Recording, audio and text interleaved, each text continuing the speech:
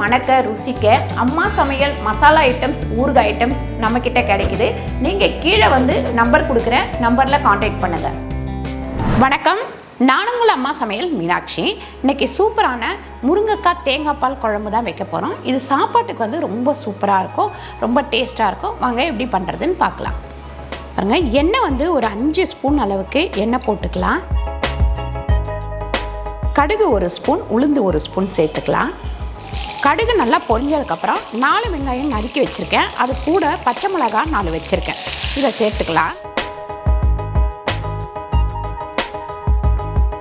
1 spoon அளவுக்கு இஞ்சி பூண்டு பேஸ்ட்டு போட்டுக்கலாம்.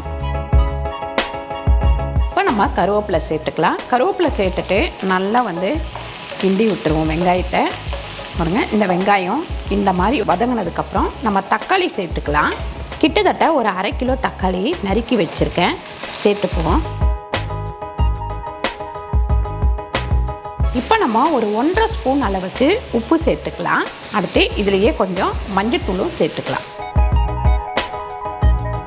தக்காளி வெங்காயம் 3/4 அளவுக்கு வதங்கின உடனே நம்ம இந்த முருங்கைக்காய் கட் பண்ணி வச்சுருக்கோம் ஒரு 5-6, அதை சேர்த்துக்கலாம். பாருங்க, இந்த மாதிரி நல்லா வதங்கினதுக்கப்புறம் நான் குழம்பு மிளகாத்தூள் ஒரு 5 ஸ்பூன் எடுத்து வச்சுருக்கேன், அதை சேர்த்துக்கலாம். இந்த குழம்பு வந்து பார்த்திங்கன்னா ரொம்ப ஈஸி. கடாய் வச்சு கடாயில் வந்து எண்ணெயை ஊற்றி, எண்ணெய் ஊற்றினதுக்கப்புறம் கடுகு உளுந்து போட்டு, கடுகு உளுந்து நல்லா பொரிஞ்சதுக்கப்புறம் நல்லா வெங்காயத்தை போட்டு நல்லா வதக்கணும். வெங்காயம் வதங்கினதுக்கப்புறம் இஞ்சி பூண்டு பேஸ்ட்டு போட்டு நல்லா வதக்கினதுக்கப்புறம் நம்ம தக்காளி போட்டு நல்லா வதக்கிடணும். தக்காளி வதங்கினதுக்கப்புறம் முருங்கைக்காய் போட்டு நல்லா வதங்கணும். முருங்கைக்காவும் நல்லா வதங்கினதுக்கப்புறம் நம்ம கொஞ்சம் மிளகாத்தூள் போட்டு பச்சை வாடை போகிற வரைக்கும் வதக்கிட்டு இப்போ வந்து தண்ணி ஊற்றிக்கலாம். தண்ணி ஊற்றினதுக்கப்புறம் நல்ல ஒரு கிண்டிட்டு கடாயை மூடி போட்டு கொதிக்க விட்டுருவோம். ஒரு 5 நிமிஷம் இந்த குழம்பு வந்து நல்லா கொதிக்கணும். நீங்கள் இதில் தேங்காய் பால் ஊற்றினாலும் ஊற்றலாம், இல்லை ஊற்ற வேண்டாம் இந்த மாதிரியே எங்களுக்கு போதும் அப்படின்னா இந்த மாதிரியே கூட நீங்கள் இறக்கி வச்சுக்கலாம். பாருங்கள், இந்த மாதிரி நல்ல குழம்பு வந்து சுண்டி வரும்போது தேங்காய் அரைச்சி நீங்கள் பாலாகவும் ஊற்றலாம், தேங்காவாகவும் ஊற்றலாம். நான் வந்து தேங்காவாக ஊற்றுறேன், ஏன்னா எலசாக இருந்தது தேங்காய், அதனால் அப்படியே அரைச்சி ஊற்றிடலான்ட்டு.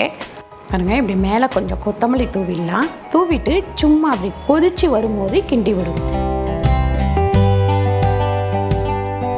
பாருங்கள், முருங்கைக்காய் தேங்காய் பால் குழம்பு ரெடி ஆயிடுச்சு. நம்ம அடுப்பை ஆஃப் பண்ணிவிட்டு வேறு பாத்திரத்தில் எடுத்து ஊற்றிக்கலாம்.